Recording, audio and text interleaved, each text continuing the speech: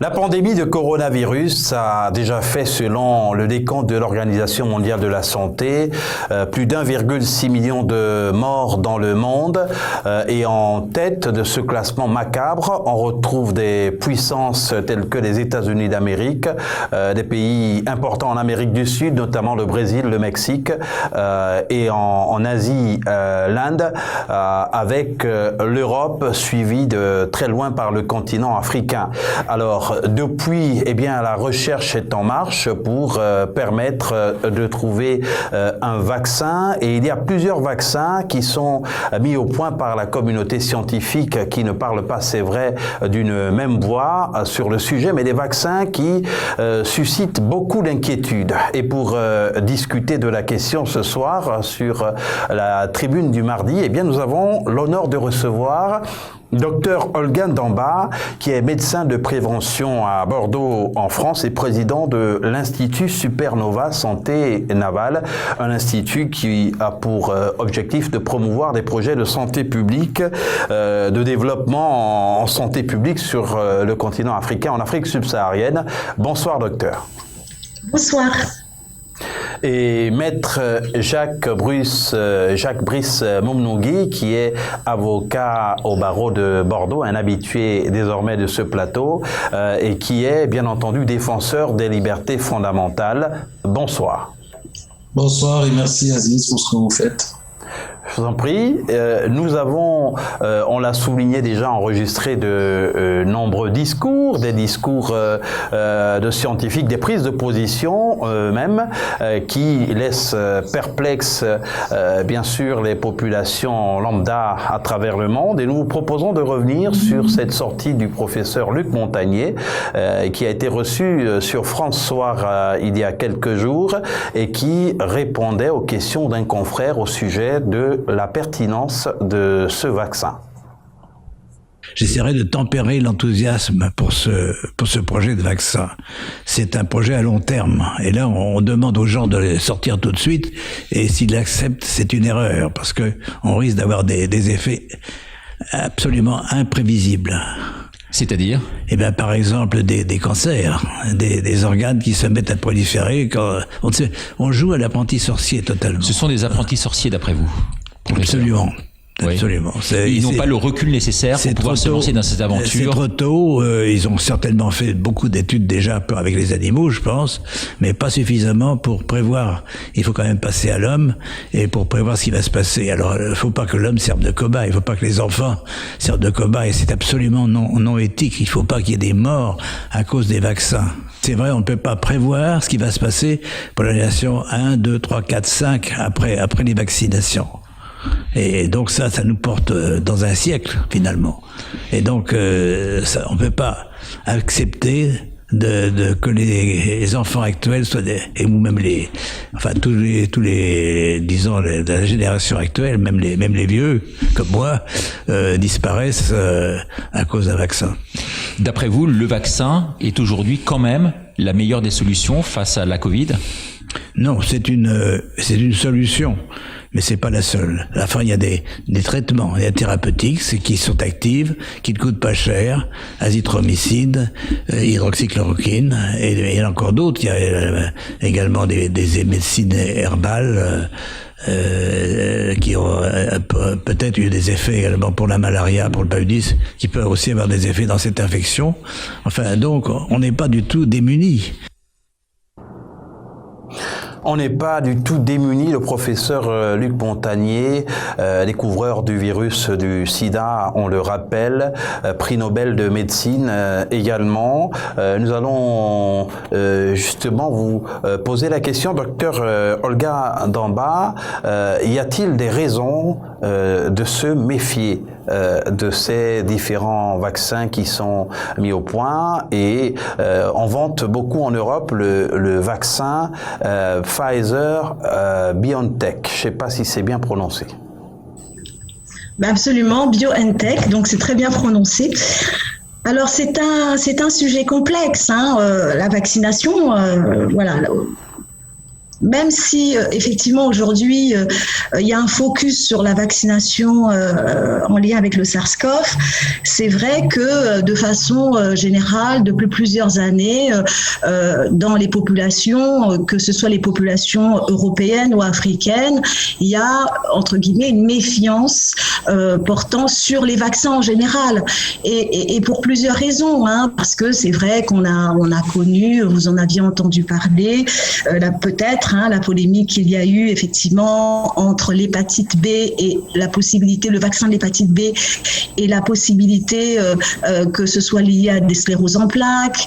On a eu aussi, fut un temps, un questionnement portant sur la vaccination de la rougeole, avec un lien qui avait été évoqué avec l'autisme. Donc toutes ces polémiques ont emmené les populations de façon générale, entre guillemets, à se méfier des vaccins. Bon. Donc on ne part pas, j'ai envie de dire, seulement du terrain du terrain actuel avec le SARS-CoV.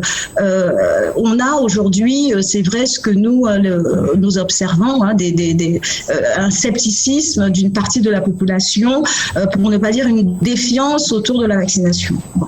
Paradoxalement, on ne peut pas non plus nier dans l'histoire de la médecine qu'il y a eu effectivement que la vaccination a été une avancée en termes de prévention extraordinaire, notamment avec les vaccins historiques de la rage, contre la tuberculose, contre la rage, contre la tuberculose. Donc, on est vraiment dans ce paradoxe entre la défiance d'une partie des populations, mais en même temps la reconnaissance de l'efficacité, j'ai envie de dire, de la technologie vaccinale. Alors, pour parler de ce vaccin, pourquoi le vaccin aujourd'hui, entre guillemets, anti-Covid, suscite autant de questionnements?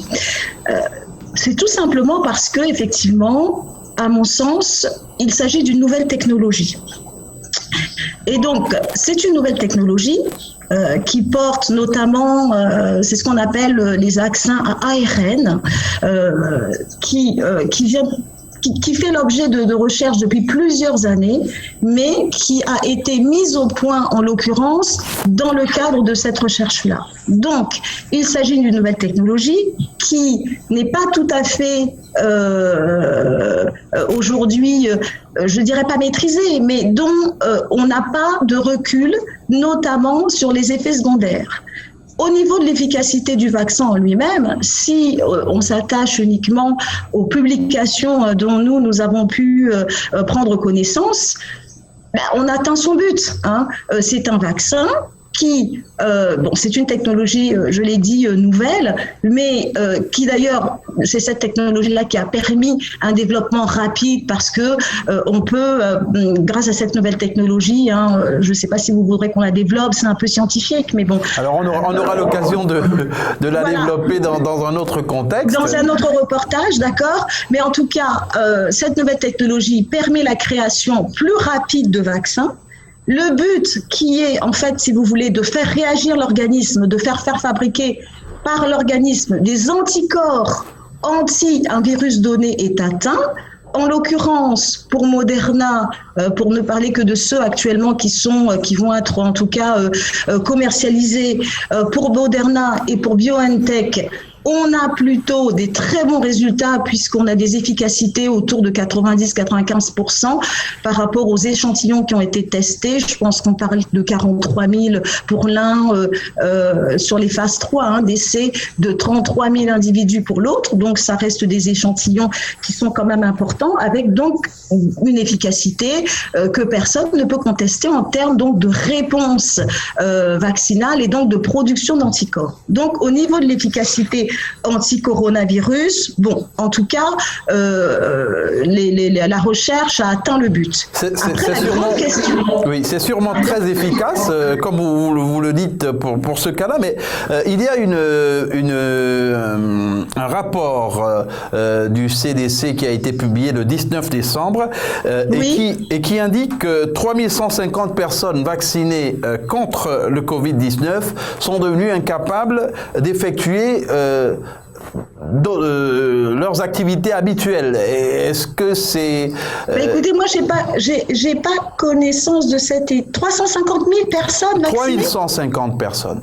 3150 personnes. 3150 personnes. Mais écoutez, moi, je ne commenterai pas cette étude parce que je ne l'ai pas analysée. Il y a des effets secondaires. Alors, j'ai bien entendu, moi, que parmi les personnes originellement vaccinées, il y avait effectivement des effets secondaires portant notamment sur des cas d'allergie, sur des paralysies faciales documentées, mais qu'on était sur effectivement disons des effets qui étaient en termes d'impact par rapport aux échantillons qui étaient quand même relativement marginaux. Donc ça, c'est pour les résultats a priori qui ont été publiés, qui sont documentés.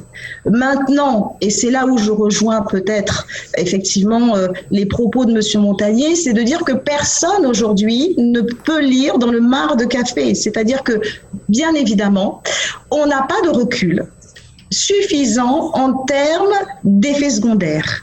Et à mon sens, c'est là, effectivement, que la question se pose par rapport à la vaccination de masse, puisque on va être obligé, à mon sens, de suivre attentivement les populations vaccinées, puisqu'aujourd'hui, personne n'est en capacité, pour la simple raison qu'on est sur une technologie inaugurale, de prédire les effets secondaires qui pourraient arriver. Voilà.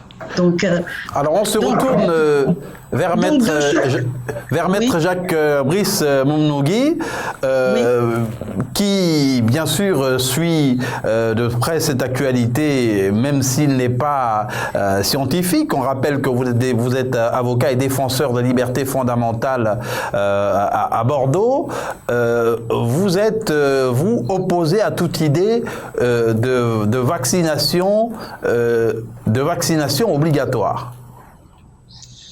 Oui, effectivement, je pense que dans notre monde tel qu'il est aujourd'hui, on a oublié des principes philosophiques assez simples, dont celui qui dit que science sans conscience n'est que ruine de l'âme.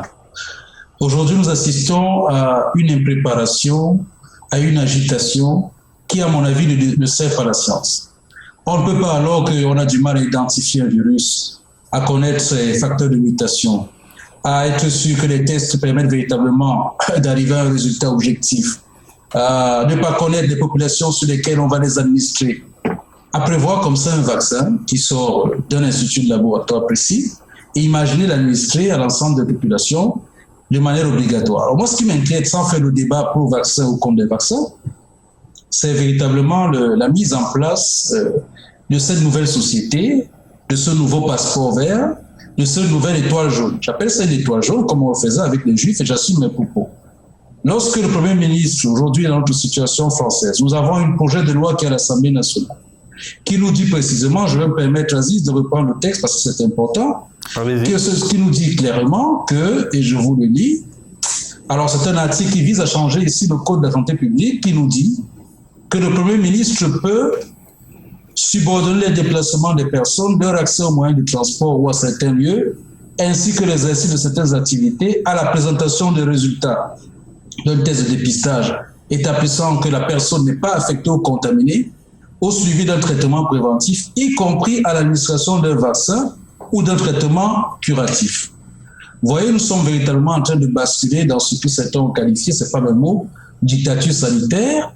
Imaginez si on avait appliqué cela aux malades du sida quand on a découvert le sida, aux malades de la tuberculose, etc., et toutes les maladies qu'on a pu connaître.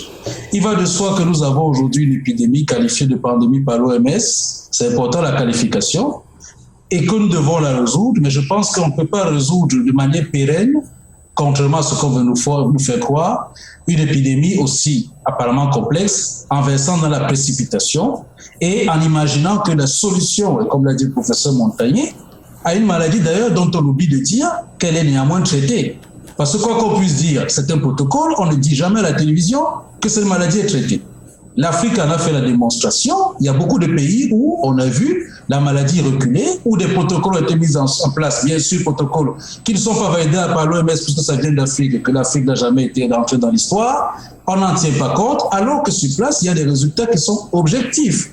Donc, je pense que lorsqu'on a une maladie que l'on soigne, que l'on traite, pourquoi s'obstiner à faire du vaccin la seule réponse et aller plus loin en envisageant même de discriminer entre les personnes qui seraient vaccinées et les personnes qui ne le seraient pas. Encore une fois, le débat pro-vaccin, anti-vaccin, c'est autre chose. Ce qui est important ici, c'est les libertés et droits fondamentaux. Si nous n'avons plus la possibilité de pouvoir exister parce que nous faisons des choix qui nous sont propres, le droit de disposer de son corps, le droit de refuser ou d'accepter un traitement, le droit de choisir sa vie et voire même de choisir sa mort, alors que sommes-nous finalement? On finira par dire, comme le disait Bakounine, que l'homme est né libre et partout est dans les fers. Nous sommes véritablement en train de basculer dangereusement, et je le dis ici depuis la France, qui est de tout temps un pays qui a beaucoup construit l'état de droit, qui s'est construit à travers les luttes et les droits des libertés.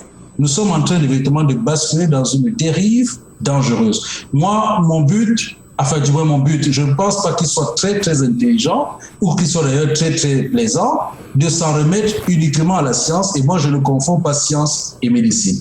Pour moi, la science aujourd'hui, avec les grands laboratoires, avec la course au prix du meilleur vaccin, avec les bourses qui se sont enflammées dès que le président Trump a parlé d'un vaccin qui arriverait, on a l'impression aujourd'hui qu'on ne parle plus de soigner les gens, mais que nous sommes dans une recherche finalement à un prix scientifique et là vous rejoignez sera le plus efficace. Oui, et là vous rejoignez peut-être ceux qui estiment que ce vaccin est devenu un enjeu politique et diplomatique. Évidemment, pour moi, il est politique, il est diplomatique, il est social. Dès le début de cette crise sanitaire, de toute façon, vous savez, un grand homme politique camerounais, Ruben Oumiobe, que je vais citer, disait que tout est politique. Tout est politique. Toute décision a un sens politique, quelque chose qu'on fait. Et donc aujourd'hui, sans être dans l'invective ou la surenchère ou la trivialité qu'on peut penser que nous avons, puisque dès lors qu'on tient les propos comme les miens, on a tendance à nous traiter de complotistes, pourtant nous essayons d'être un peu plus rationnels. Je ne sais pas si être rationnel, ça va devenir être un complotiste désormais. Je pense que dans tout l'état de cause, dans la direction, les grandes décisions que l'on doit prendre, aujourd'hui, il est évident qu'il y a un marché qui est en place, quoi qu'on dise, ce marché il est celui des malades. Il est évident qu'il y a également nécessairement un concours ou une lutte entre laboratoires, grands laboratoires, pour être le premier à trouver le remède miracle. Il est tout aussi évident que, si j'en reviens à l'Afrique, la manière avec laquelle les Africains ont résisté à ce virus interroge beaucoup et qu'aujourd'hui, au lieu que nous soyons là véritablement à chercher la solution, je vous prends les derniers exemples, quand on voit les professeurs Raoult, qu'on l'apprécie ou pas, que le Conseil de l'ordre des médecins poursuit le professeur Perron, poursuit le professeur Didier Raoult pour leur prise de position, alors que c'est des médecins qui cherchent à soigner, l'on se demande véritablement dans quel monde nous sommes. Sommes-nous là vraiment pour guérir aujourd'hui ou sommes-nous là pour imposer une dictature de la pensée? Ou sommes-nous là pour imposer à tout prix une seule solution alors qu'il y en a plusieurs? Il y a des traitements qui existent, il y a des thérapies qu'on peut mettre en place, il y a d'autres études, d'autres recherches qui sont en cours d'être menées. L'Institut Supernova également connaît mieux ces questions que moi. Le vaccin, comme l'a dit le professeur Montagnier, n'est pas l'unique solution dont on veut nous faire croire. Je pense qu'on peut prendre un peu de recul et éviter de commettre des erreurs qui seront graves, puisque dès lors que les patrimons génétiques pourraient être modifiés, dès lors qu'on n'a pas de recul même sur les conséquences d'un vaccin, parce qu'on nous cite toujours l'exemple des vaccins de rougeole, de tous ces autres vaccins qui ont été éprouvés sur le temps. La maladie, elle a 1 an. Vous imaginez qu'en 1 an, on a déjà un vaccin dont on est sûr, qui réagira pareil sur tous les êtres humains, sachant que l'être humain est un être complexe, il n'est pas que matériel, le patrimoine génétique est complexe. Je pense que là-dessus, nous sommes en train de manquer de recul et effectivement, c'est un enjeu politique et c'est fortement regrettable. Fortement regrettable. Il y a de nombreuses voix comme vous sur le continent africain qui se font entendre et bien sûr que la seule difficulté est que les arguments qui sont opposés ne sont pas forcément marqués du sceau de la science. Et docteur Olga Damba, il y a quand même une variante du Covid-19 qui actuellement terrorise notamment au Royaume-Uni. Cette variante du Covid-19 pourrait-elle être contenue par les vaccins qui ont cours, qui sont actuellement expérimentés, entre guillemets, sur les gens en Europe? Alors là aussi, c'est un des grands questionnements, c'est-à-dire que bon, c'est vrai qu'il y a eu un vaccin même plusieurs vaccins qui ont été développés, et on entend effectivement ce doute par rapport notamment aux variants du SARS-CoV. Les variants, alors d'emblée je dis des choses comme elles, enfin, il faut bien prendre en compte que les virus tels que le SARS-CoV, ce sont des virus qui mutent en permanence. Donc, on a entendu effectivement parler de ce variant en Grande-Bretagne qui serait 70 fois plus contagieux et donc qui a questionné parce qu'on nous a dit il y a un nouveau variant, mais il faut savoir qu'il y a plusieurs nouveaux variants tout le temps. Il y en a, on a entendu parler d'un également en Afrique du Sud, mais que bien avant qu'on décrive ces deux variants-là qui, pour aujourd'hui, sur lesquels on se focalise au niveau de la communication, il y a d'autres variants et d'autres variants qui existaient avant et d'autres variants qui continueront à apparaître après. C'est l'évolution naturelle de ce type de virus. Donc, certes, il y a les variants, mais il y a aussi ce qu'on appelle les souches de coronavirus. Donc, moi, je ne suis pas virologue, mais ce que je peux dire, c'est que les défenseurs du vaccin, en tout cas de l'efficacité du vaccin, disent que le vaccin qu'ils ont mis au point est un vaccin à large spectre qui devrait en tout cas pouvoir obtenir une réponse immunitaire et être efficace, quel que soit le coronavirus, enfin le variant de coronavirus rencontré. Donc, il y a effectivement cette question, mais là encore, c'est vrai qu'on n'a pas, là encore, de recul. Alors, on espère que le large spectre annoncé est un vrai large spectre qui pourra donc répondre à tous ces variants, mais encore aujourd'hui, il nous manque de recul. Donc c'est pour ça que, en même temps, non pas que il faille défendre ou absolument ce vaccin, ou bien, j'ai envie de dire, le jeter à la poubelle. Aujourd'hui, la vraie difficulté de la communauté scientifique, c'est de ne pas avoir de recul. Qu'en l'occurrence, on nous annonce un vaccin de large spectre qui devrait pouvoir couvrir, j'ai envie de dire, tous les variants rencontrés, en partant du principe que aujourd'hui, on ne décrit qu'une souche de coronavirus, mais plusieurs variants, et que le vaccin, a priori, devrait être suffisant. Mais en même temps, on n'a pas, effectivement, ce recul. On n'a pas l'expérience qui nous permet de dire oui ou non, on va être absolument efficace à 100%. Je pense que personne aujourd'hui ne peut le dire, et ça, c'est très important. Alors, pour rejoindre ce que disait Jacques Brice tout à l'heure, c'est de dire le vaccin, à mon sens, n'est pas la seule réponse. Alors, qu'est-ce que vous développez, par exemple? Alors, parce que on est sur une infection virale, et que, comme toutes les infections virales, on sait que il y a des traitements dits symptomatiques, parce que quand vous êtes atteint d'un virus, vous développez une série de symptômes qu'on sait soigner. On a guéri des gens, on guérit tous les jours les gens. Docteur, est-ce que ce sont les lourds enjeux financiers qui sont bien sûr présents et visibles qui ont provoqué cette frénésie, cet affolement pour absolument proposer et trouver un vaccin en un temps record? Alors, moi, je vais pas parler pour ce que je ne contrôle pas. En tout cas, on ne va pas dire que Big Pharma, comme on a l'habitude de l'entendre et de le lire, n'existe pas. On ne peut pas en faire abstraction. Il y a une industrie pharmaceutique qui est là, pour laquelle, effectivement, développer des vaccins qui sont destinés à être vendus. Donc, il y a un enjeu économique que personne ne peut effectivement dénier.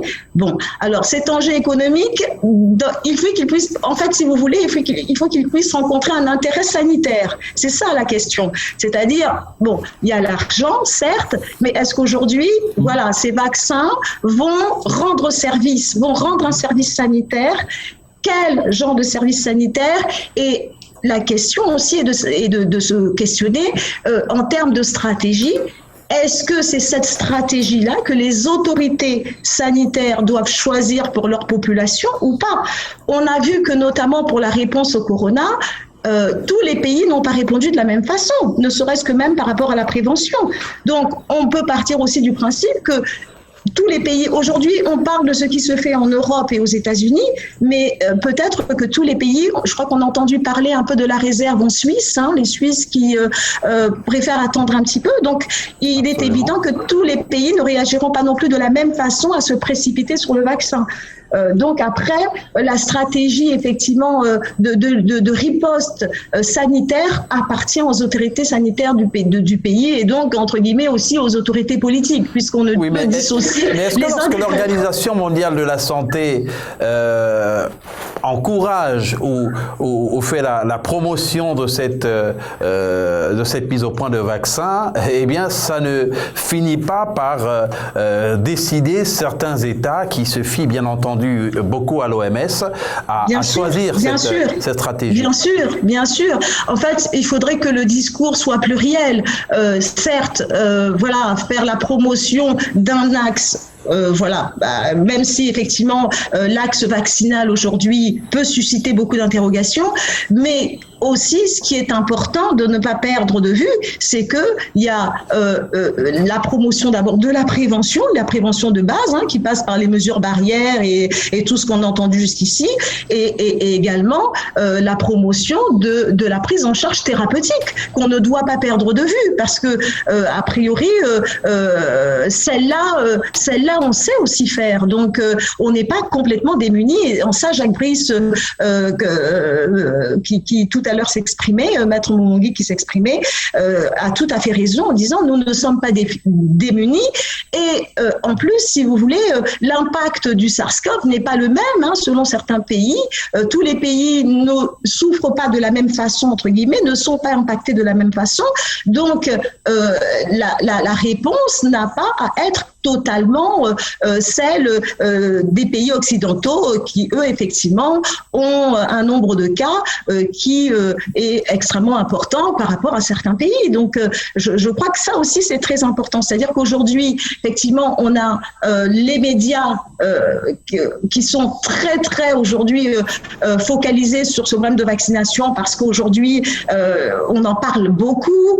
Il y a énormément de communication là-dessus, mais il y a aussi des pays aujourd'hui sur lesquels sur lesquels il faut clairement se poser la question, est-ce que quand on a eu par rapport à une pandémie 64 morts, est-ce qu'il faut partir sur une vaccination de masse, vous voyez ?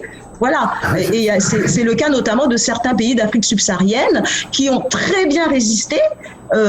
Effectivement, comme on le dit, on parle de résilience africaine. Alors le Gabon a enregistré officiellement pour l'instant 64 morts. C'est ça, voilà. Alors est-ce qu'aujourd'hui le Gabon doit répondre de la même façon que la France? C'est ça la vraie question en fait finalement. C'est qu'il faut définir, moi je pense qu'il y ait des stratégies locales qu'il faut définir effectivement en fonction de ce que le SARS-CoV représente en termes d'impact sanitaire dans les pays. C'est très important. Il faut mettre au point justement des stratégies locales et vous faites bien de le souligner parce que toutes les situations ne sont pas identiques. Les situations ne sont pas les mêmes, absolument. Voilà, elles ne sont pas les mêmes. Docteur Maître Jacques Brice Moumongui, il y a Madagascar, également la Tanzanie, parmi les pays africains qui ont montré leur réticence à ces vaccins, qui ont donc décidé d'attendre et de se contenter des plantes médicinales locales. Ça a fait rigoler beaucoup. Est-ce qu'on ne devrait pas justement faire davantage avec ces réalités locales qui ont peut-être servi de barrière contre la propagation de la pandémie de Covid-19 en Afrique? Vous savez, ce qui me marque beaucoup, c'est que nous n'apprenons pas assez, nos dirigeants du moins au plan mondial. J'ai l'impression que l'être humain imagine exister depuis 2000 ans sur Terre. C'est vraiment l'impression que j'ai. Et encore depuis après la révolution industrielle. Parce que nous savons tout depuis la seconde du ciel. Les êtres humains n'ont jamais existé avant. Il n'y a jamais eu de virus avant, il n'y a jamais eu de pandémie avant, il n'y a jamais eu de mort avant, il n'y a jamais eu de soins avant, il n'y a jamais eu de médecine avant. Et cela me résonne beaucoup, parce que quand on parle des plantes, on en plante souvent avec sourire, alors que nous savons que l'être humain, comme disait Aristote, est un animal politique, donc c'est d'abord un animal, il vit dans la nature. Et donc l'Africain, habitant depuis des millions d'années sur le continent, sur la Terre, a bien su trouver, depuis la nuit des temps, les moyens de remédier aux maux dont il souffrait. Je pense qu'en Afrique particulièrement, comme l'a dit le docteur, tout d'abord, le problème de la réponse doit être adapté aux situations locales. Elle le dit pertinemment, le docteur. Lorsqu'on a 40 morts de coronavirus dans ce pays, pourquoi on va imposer les masques, imposer les confinements, mettre des vaccins obligatoires, juste pour faire un suivisme de la situation globale?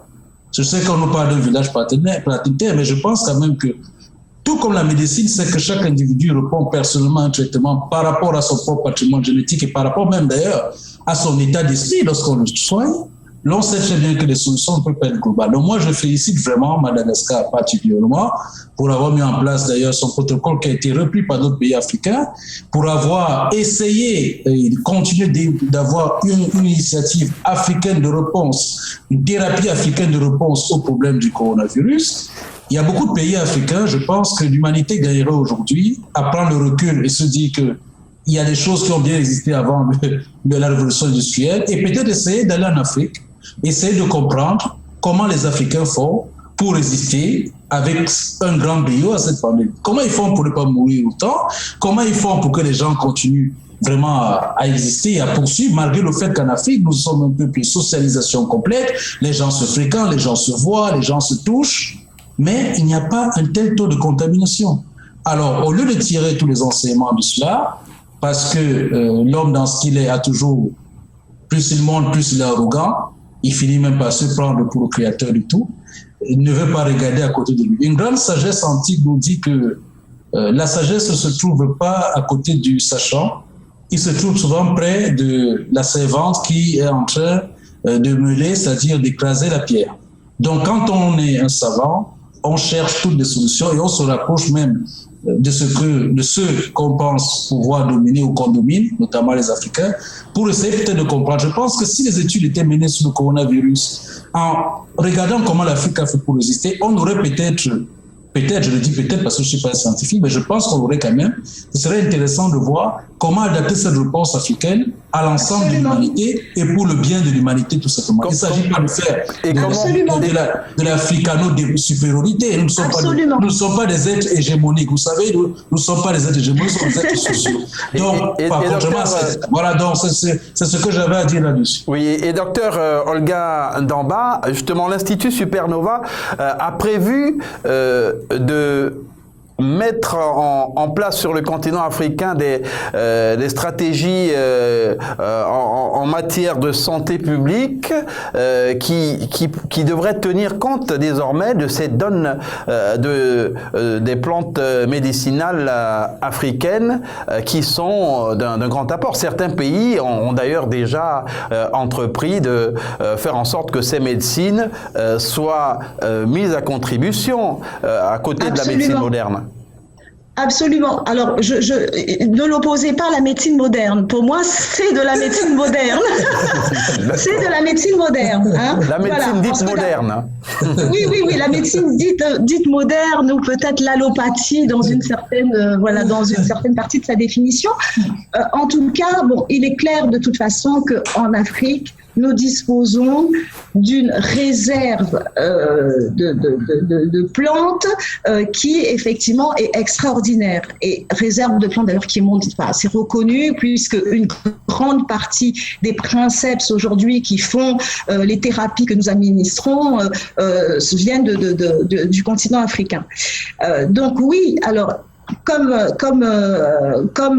vous le disiez justement, notre institut a l'ambition effectivement de promouvoir cette recherche, parce que souvent ce qui manque effectivement, ce sont des études scientifiques pour faire valider les observations, parce que c'est vrai que tout le monde s'accorde à dire qu'effectivement il y a des coutumes, des us, des coutumes, des tisanes qu'on utilise, mais souvent ce qu'il manque, c'est l'évaluation scientifique. La question souvent est de dire il n'y a pas assez d'études, il n'y a pas assez de recherches, tel ou tel traitement ne peut pas être validé.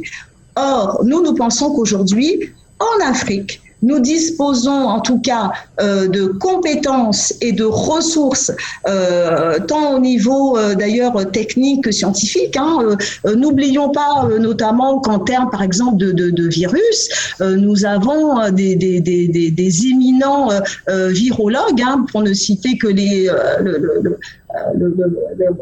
l'équipe du professeur Muyembe en RDC, voilà, qui sont tout à fait compétents pour pouvoir effectivement travailler à la valorisation de ces médicaments. Donc, je pense qu'il nous appartient, nous, les scientifiques qui sont intéressés à ce qui se passe sur le continent, à promouvoir cette recherche-là pour justement être en capacité de l'objectiver et d'en faire profiter le reste de l'humanité, parce que c'est bien ça l'enjeu, c'est-à-dire que ce n'est pas seulement de le développer pour le développer, mais il y a vraiment un apport au niveau mondial à laquelle effectivement le continent, via la mise en valeur de ces...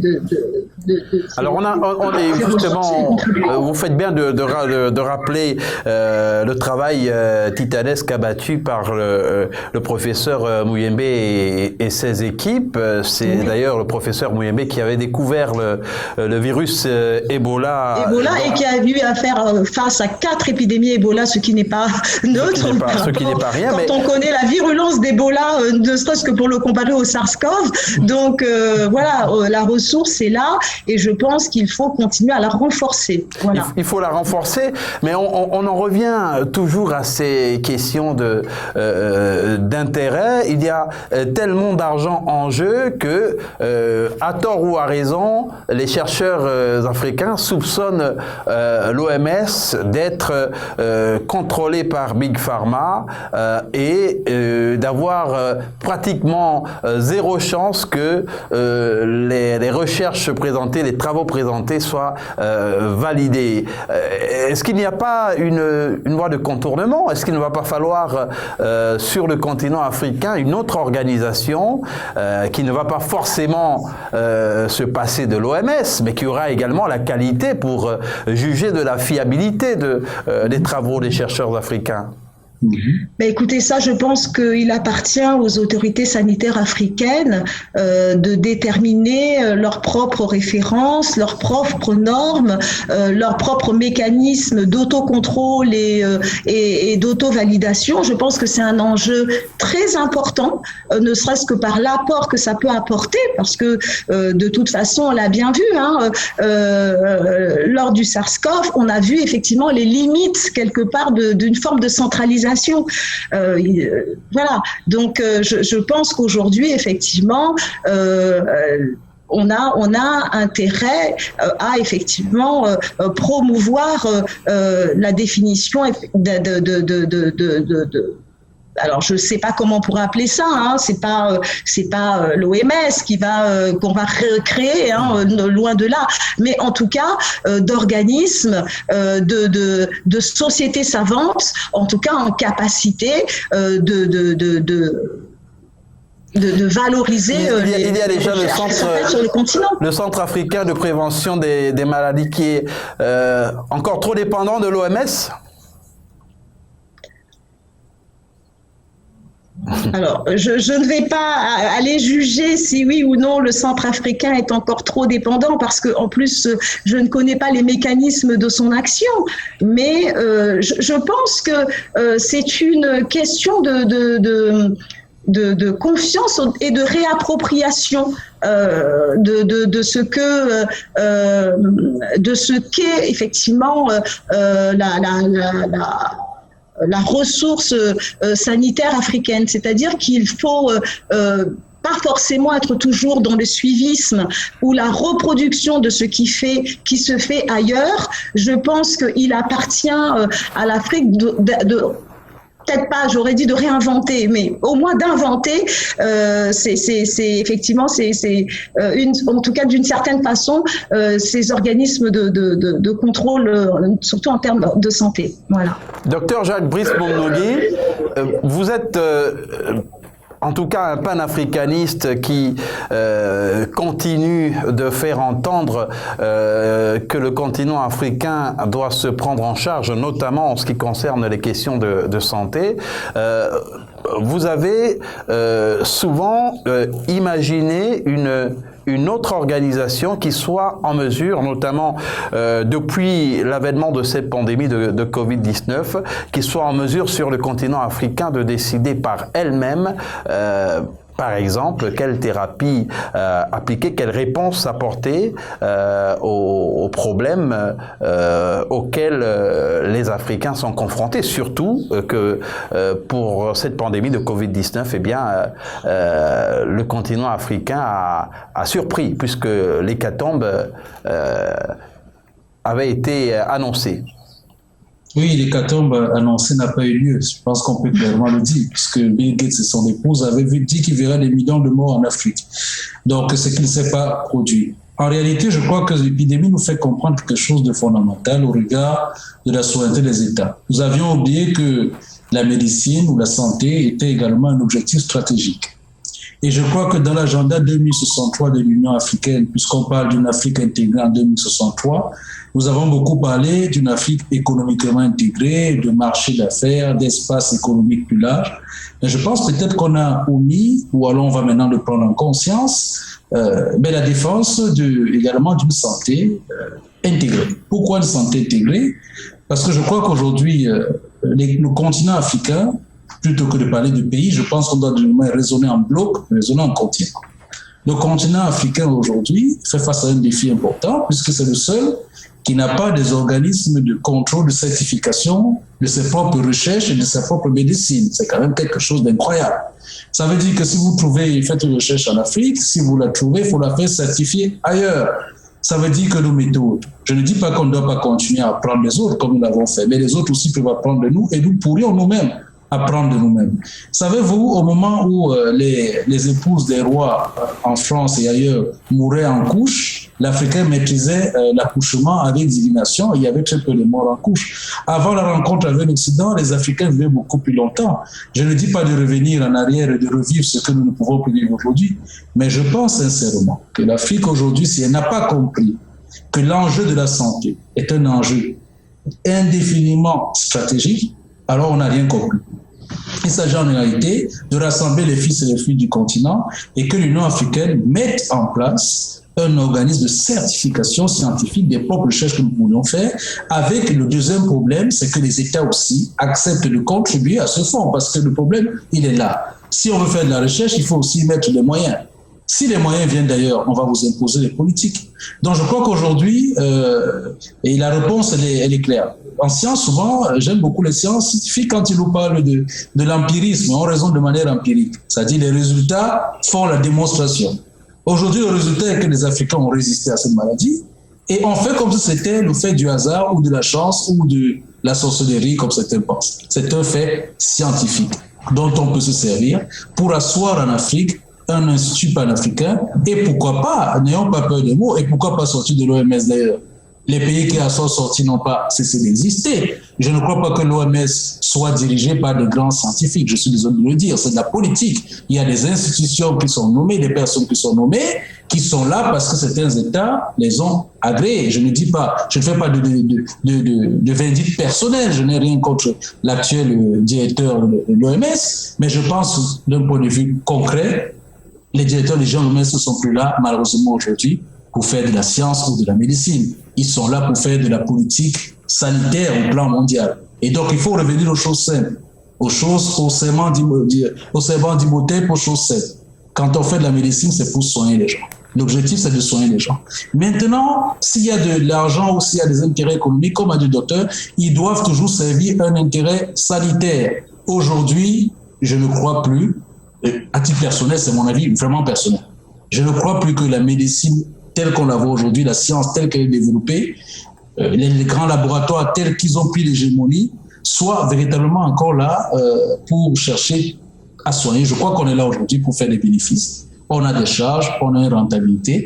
Et l'Afrique doit défendre cette nouvelle idée d'humanisme dans la science. Pour terminer mon propos, je fais juste une petite anecdote sur le vaccin, parce qu'on en a parlé quand même. Il faut quand même savoir que l'Australie, le 11 décembre dernier, a mis fin à sa campagne de vaccination. Exactement. Parce qu'apparemment, les vaccins permettaient de détecter des faux cas positifs au HIV. Donc, vous voyez qu'il y a quand même des pays qui ont essayé et qui se rétractent. Nous sommes dans une zone de turbulence. Et en zone de turbulence, comme un commandant de bord, je pense qu'il faut rester serein. C'est pas le moment de faire les grands dépassements et de mettre le moteur à fond sans savoir vers quoi on va. Je pense que vraiment, nous pouvons aujourd'hui en Afrique réinventer un nouveau modèle humanitaire, un nouveau modèle médical, voire un nouveau modèle social. Et il faut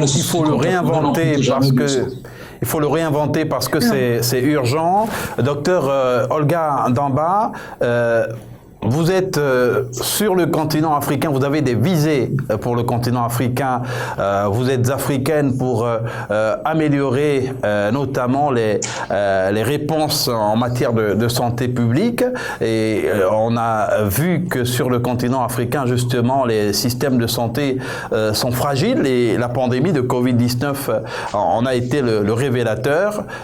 Comment désormais envisager, faire face, déjà corriger ce qui actuellement ne fonctionne pas bien et envisager peut-être des réponses différentes, une approche différente en ce qui concerne les services de santé publique en Afrique subsaharienne. Oui, alors alors je pense que la réponse est plurielle et je ne l'ai en tout cas pas, j'ai pas la prétention de l'avoir tout entière, mais en ce qui me concerne en tout cas, je pense que il est très très important de venir qu'il y ait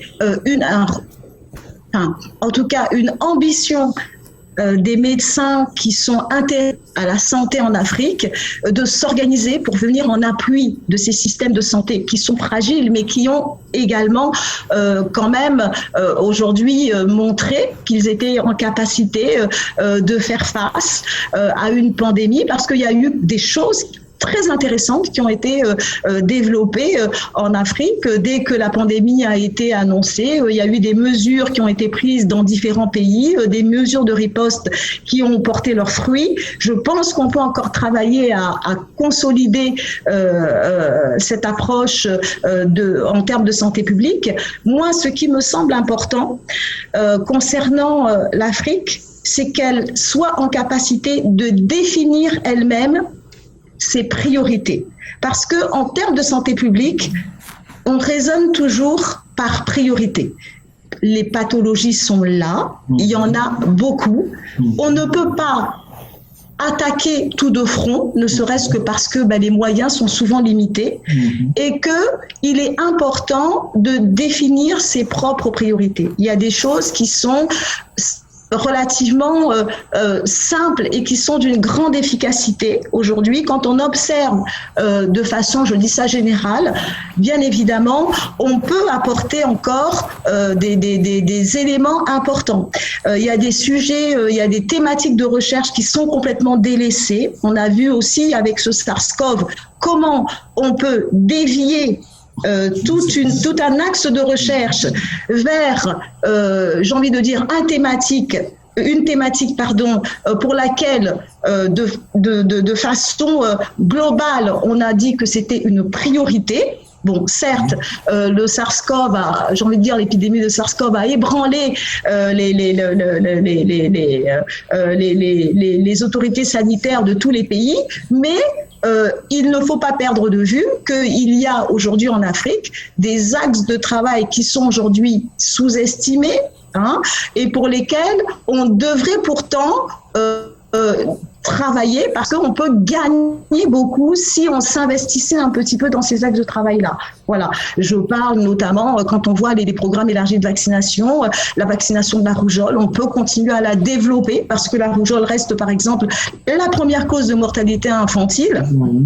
Dans nos pays, on l'oublie souvent et pour autant aujourd'hui, vous voyez, on n'en parle plus, on n'en parle pas tant que ça. La drépanocytose, qui reste par exemple aussi la première maladie génétique qui touche l'Afrique subsaharienne, pour laquelle il y a très peu de moyens mis dans la recherche. Donc vous voyez l'intérêt effectivement qu'il y ait une approche locale, une approche africaine, une définition des priorités propres. Et là, je pense qu'on pourra effectivement avancer en termes de réponse sanitaire. Voilà.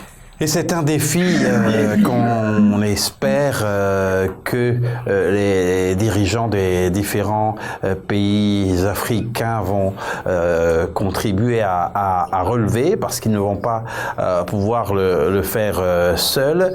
Maître Jacques-Bruce Momnoguy, vous avez pris position par rapport au vaccin. Il est hors de question que le vaccin soit rendu obligatoire, mais les pays africains, pour beaucoup, sont tentés quand même de franchir le pas. On ne sait pas si c'est sous la pression de certains lobbies, mais il semble opter pour des programmes de vaccination anti-Covid.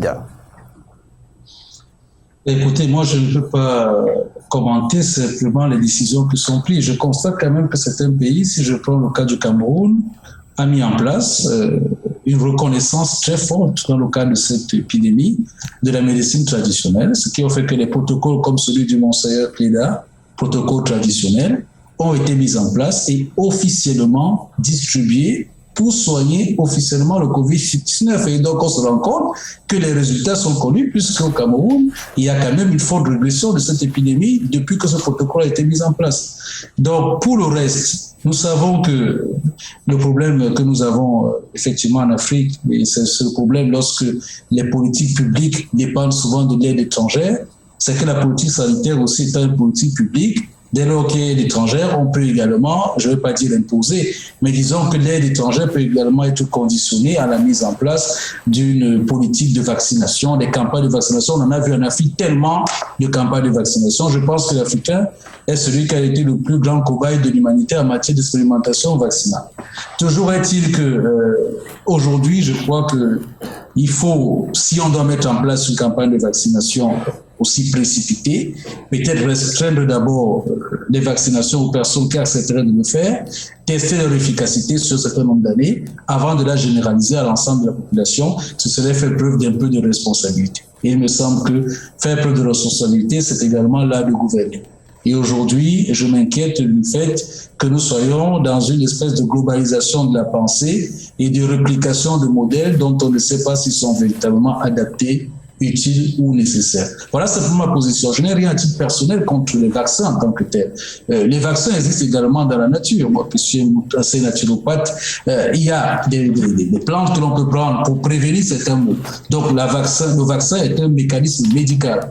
Mais je suis contre l'instrumentalisation de la médecine par la science et la recherche du profit et pas la précipitation à mettre en place un vaccin dont on sait, vu l'affolement des bourses, qu'en réalité, il s'agit d'une précipitation de tout bord pour trouver le premier vaccin qui sera le plus efficace et pouvoir le vendu peut-être. Je crois que le problème, il est là. Il n'est pas d'être pour contre les vaccins, il est d'être responsable. Est-il responsable de vacciner tout le monde sans savoir quels seront les effets secondaires parce qu'on veut en sauver quelques-uns? Voilà la question que je pose aujourd'hui. Et cette question, j'attends toujours la réponse de nos dirigeants et je ne la vois pas venir. Docteur Olga Ndamba, le mot de fin. Vous êtes, en tout cas, vous avez une démarche, et c'est normal, une démarche scientifique. Vous avez une prudence scientifique, mais on peut également considérer que les peurs qui ont été observées dans la plupart des pays auprès des populations lambda à travers le monde sont des peurs justifiées. Les peurs sont absolument légitimes, justifiées, ne serait-ce que parce que effectivement on est sur un mécanisme qui est méconnu. Donc là, je pense qu'il n'y a aucun doute là-dessus et c'est compréhensible. Et j'ai envie de dire, la réserve chez nous en Afrique peut aussi s'expliquer effectivement par le fait que, comme le disait Maître Jacques Brice, nos populations ont souvent l'impression, en plus de servir entre guillemets de cobayes, donc on comprend cette réticence à la vaccination. Et donc je pense que ça c'est pas contestable. Par contre, comme le disait Jacques Brice, je n'imagine pas qu'il y ait effectivement un caractère obligatoire de cette vaccination. Je pense que ce serait complètement contre-productif, d'abord parce que les gens ne l'accepteraient pas, ni d'ailleurs en Afrique, ni en Europe. Je pense que pour le coup, ce serait peut-être, oui, le dire très très maladroit de la part des gouvernements s'il fallait imposer cette vaccination.